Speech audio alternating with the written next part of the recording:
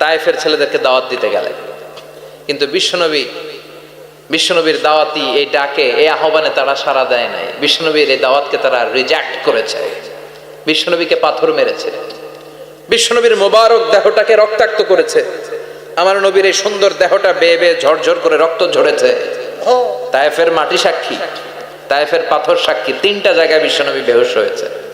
এখনো ওখানে গেলে স্থানীয় লোকরা বলে, বংশ পরম্পরায় ওরা জেনে এসেছিল যে এই জায়গাগুলোতে বিশ্বনবীকে আঘাত করা হয়েছে। এখনো লোকজন দেখায়, এখানে পড়েছিল বিশ্বনবী, ওখানে পড়েছিল, ওখানে পড়েছিল, ওই খেজুর বাগানে বিশ্বনবী লুকিয়েছিল, আজও ওখানে খেজুর বাগানই করে রাখছে ওরা। আল্লাহু আকবার পড়েন। পাথর মেরে বিশ্বনবীকে রক্তাক্ত করা হলো। বিশ্বনবী রক্তাক্ত, বিশ্বনবীর সাহাবা সাইয়েদনা যায়েদ রাদিয়াল্লাহু তাআলা আনহু কুয়া থেকে পানি এনে বিশ্বনবীর গা থেকে রক্তগুলো ঝেড়ে ফেলে দেয়। বিশ্বনবীর গায়ের মধ্যে পানি দিয়ে হাত পাগুলো ধুইয়ে দেয়। বিশ্বনবী কাঁদে, আহা কাঁদে, রহমতের নবী কাঁদে, আরেকজনের জন্য কাঁদে, নিজের কোনো লাভ নাই। মায়ের খাইছে, ওরা যেন বাঁচে জাহান্নামের আগুন থেকে। সুবহানাল্লাহ কইবেন না? ওদেরকে বাঁচাইতে আসছিল জাহান্নামের মায়ের থেকে, জাহান্নামের শাস্তি থেকে, ওদেরকে বাঁচানোর জন্য নবী মায়ের খেয়েছে। চিল্লায় এখন ঠিক কিনা? কেঁদে কেঁদে বিশ্বনবী হয়রান। যায়েদ রাদিয়াল্লাহু তাআলা আনহু বিশ্বনবীর সান্ত্বনা দেন, নবী কাঁদবেন না। হামলাতুল জিবাল, পাহাড় রক্ষী ফেরেশতারা এসে বলে, নবী আপনি শুধু অর্ডার করেন, এই যে পাহাড়ের গিরিপথ, এই 2টা গিরিপথ, এই 2টা পাহাড় এমন ভাবে 2 দিক থেকে চাপা দেব গো নবী, তায়েফের সবগুলো ছেলেরে মুহূর্তের মধ্যে ধূলিসাৎ করে দেব। বিষ্ণুই বললেন, না আমি ক্ষমা করে দিলাম, আমি ক্ষমা করে দিলাম। আমার গায়ের উপরে যারা অত্যাচার করে এর কোনোটার প্রতিশোধ আমি নেই না, আমি শুধু প্রতিশোধ নেই যারা ইসলামের বিরোধিতা করে। চিল্লায় বলেন ঠিক কিনা? বিশ্বনবীকে আঘাত করা হয়েছে, তার গায়ে শারীরিক কষ্ট, এটার শাস্তি বিশ্বনবী দিতেন না, কখনোই দিতেন না, ক্ষমা করে দিতেন। কিন্তু ইসলামকে মারাত্মক ভাবে যদি ইসলামের বিরুদ্ধাচরণ কেউ যদি করতো, শুধু তাদের উপর বিশ্বনবী তলোয়ার চালাতেন। চিৎকার করে বলতে হবে ঠিক কিনা? বিশ্বনবী কাঁদলেন। কে দেখে বিশ্বনবীর কান্না, নিজের জন্য কাঁদে না, ওদের জন্য কাঁদে। আর বললেন, না ফেরেশতারা ওদেরকে তোমরা মেরে ফেলো না, হয়তো ওরা কালিমা পড়ে নাই, ওদের ভবিষ্যৎ প্রজন্মদের মধ্যে থেকে কেউ না কেউ কালিমার বাণী পড়বে। তাই হয়েছে। তায়েফে গেলে হৃদয়টা ঠান্ডা হয়ে যায়, মসজিদ তায়েফের পরিবেশ। বিশ্বনবী কেঁদে কেঁদে হয়রান। আল্লাহ রসের উপর থেকে টের পাচ্ছে বিশ্বনবীর মনটা ভালো না। এত আশা নিয়ে, ভরসা নিয়ে, কোথাও জায়গা না পেয়ে তায়েফের এখানে আসলাম দাওয়াত দেওয়ার জন্য। তায়েফের ছেলেগুলো আমার দাওয়াত গ্রহণ করলো না। বিশ্বনবীর মনটা বড্ড খারাপ। বিশ্বনবী নামাজে দাঁড়িয়ে গেলেন। বিশ্বনবী নামাজে দাঁড়িয়ে তেলাওয়াত করছেন, পাশ দিয়ে একদল জিন বিশ্বনবীর পাশ দিয়ে চলে যাচ্ছিল। একদল জিন জাতি চলে যাচ্ছে, আর বিশ্বনবীর তেলাওয়াত শুনে তারা থমকে দাঁড়ায়। কিরে এত সুন্দর কোরআন, এরকম তো শুনি নাই। ইনি কে? খোঁজখবর নিয়ে দেখলেন ইনি বিশ্বনবী। সুবহানাল্লাহ পড়েন। তারপরে এরা ছুটে গেল এলাকায় যে এরা ঘোষণা দেয়া শুরু করলো, ইন্না সামি'না কুরআনান আজাবা ইয়াহদি ইলার রুশদি ফাআমান্না বিহি। নিশ্চয় আমরা আজীব চমৎকার কোরআন তেলাওয়াত শুনে এসেছি। এই তেলাওয়াত সাধারণ তেলাওয়াত নয়, এই আয়াত দুনিয়ার মানুষের বানানো আয়াত নয়। এই আয়াতগুলো পাঠিয়েছে কে? আল্লাহ। এই আয়াতগুলো ইয়াহদি ইলার রুশদি, হেদায়েতের দিকে মানুষকে পথ দেখায়। তাই আমরা যারা এই তেলাওয়াত শুনেছি, আমান্না বিহি, এই তেলাওয়াত শুনে, কোরআন শুনে, বিশ্বনবীর কণ্ঠে তেলাওয়াত শুনে আমরা সবাই ঈমান এনে মুসলমান হয়ে গেলাম। বিশ্বনবী তখনও জানে না জিনেরা যে মুসলমান হয়েছে। বিশ্বনবী নামাজ পড়ে যখন বসলেন, সাইয়েদনা জিবরাইল মারফত আল্লাহ বিশ্বনবীরে জানায়, ও নবী হতাশ হন কেন? হতাশ হবেন না, নিরাশ হবেন না, হাল ছাড়বেন না, ভরসা রাখবেন কার উপর? ও নবী হতাশ হন কেন? দাওয়াত দিতে এসেছিলেন তায়েফের যুবকদেরকে। তায়েফের যুবকরা দাওয়াত কবুল করে নাই তো কি হয়েছে? তার বিপরীতে অদৃশ্য জগতের একটা প্রাণী, জিন জাতি, তারা আপনার কণ্ঠের সুন্দর তেলাওয়াত শুনে কালিমা পড়ে মুসলমান হয়ে গিয়েছে গো নবী। বিশ্বনবীরে শোনায় দিলেন, ফাতারদা, বিশ্বনবী আবার খুশি হয়ে গেলেন। ওয়ালা সাউফা ইউতিকা রাব্বুকা। যেখানে বিশ্বনবীর মন খারাপ, বিশ্বনবীরে ভালো করার থেরাপি আল্লাহর জানা আছে না নাই? সুবহানাল্লাহ পড়ে। যেখানে বিশ্বনবীর মন খারাপ, সেখানে বিশ্বনবীর মন ভালো করে দেয় কে?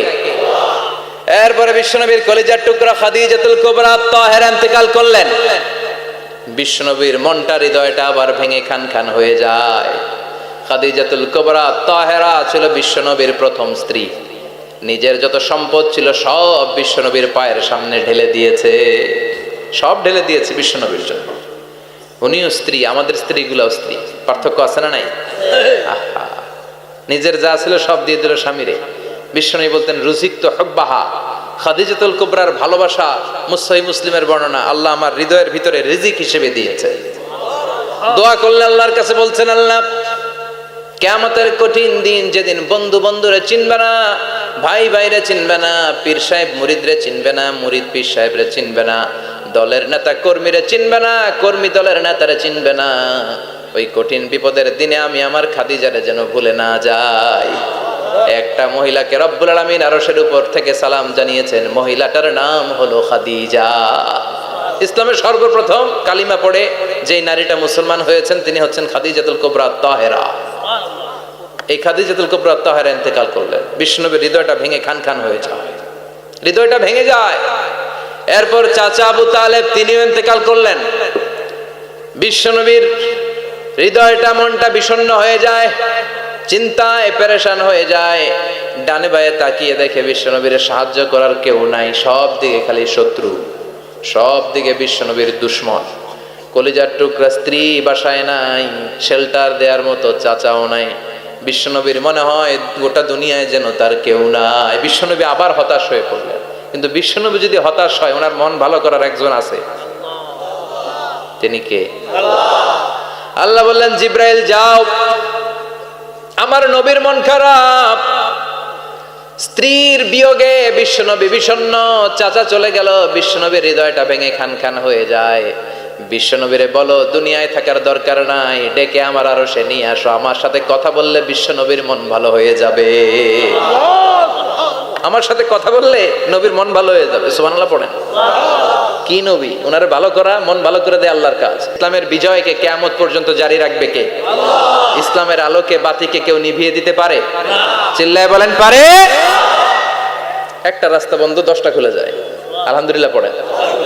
মক্কায় জায়গা নাই, মদিনায় চলে গেলেন। মদিনার লোকেরা গাইতে শুরু করলো, তলাআল বাদরু আলাইনা মিন সানিয়াতিল ওয়াদা ওয়াজাবা শুকরু আলাইনা মাদাআ লিল্লাহি দা আইয়ুহাল মাবউসু ফিনা جئت من أمر المطاع جئت شرفت المدينة مرحبا يا خير دا পড়েন আল্লাহু আকবার। মদিনার লোকেরা কোন পথ দিয়ে বিশ্বনবী আসতে পারে? প্রতিদিন মদিনার নারীরা, পুরুষরা, ছোট্ট বাচ্চারা, আবাল বৃদ্ধ বনিতা দফ নিয়ে ওই রাস্তার চিপায়, ওই রাস্তার চারপাশে দাঁড়িয়ে থাকতো, যে এই রাস্তা দিয়ে বিশ্বনবী আবু বকরকে নিয়ে ছুটে আসবে। তার মানে মক্কার এক রাস্তা বন্ধ করে দিয়ে বিশ্বনবীর জন্য হাজার রাস্তা খুলে দেওয়ার ব্যবস্থা করেছে কে? ওয়ালা সাউফা ইউতিকা রাব্বুকা ফাতারদা।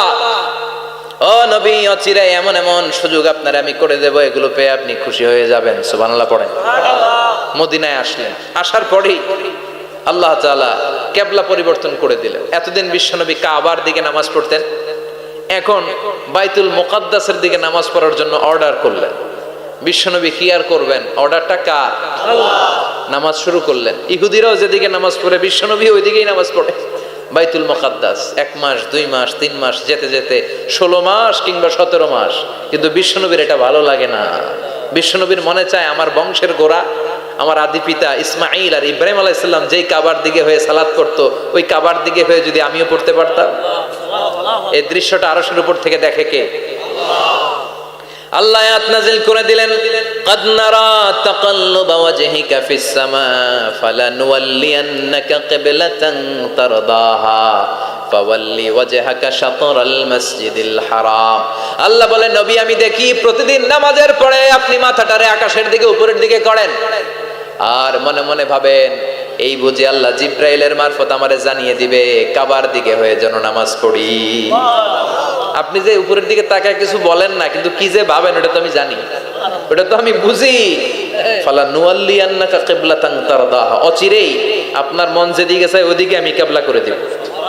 ফাওয়াল্লি ওয়াজহাকা শাতরাল মসজিদিল হারাম, ঠিক আছে নবী, আর যখন আপনার দেরি হয় না এখনই আপনি চেহারাটা বাইতুল মুকাদ্দাস থেকে মসজিদুল হারামের দিকে ঘুরিয়ে কিবলামুখী হয়ে নামাজ পড়া শুরু করে দেন। বিশ্বনবীর মনে চায় না বাইতুল মুকাদ্দাসে পড়তে, মনে চায় কাবার দিকে পড়তে। মুহূর্তের মধ্যেই মুকাদ্দাস থেকে কাবার দিকে কিবলা পরিবর্তন করে দিল কে? বিশ্বনবীরে খুশি করে দেয়া কার কাজ? ওয়ালা সাউফা ইয়াতিকা রাব্বুকা, অচিরেই এমন এমন জিনিস নবী আপনার আমি দিব, আপনি খুশি হয়ে যাবে, আপনার হতাশা থাকবে না।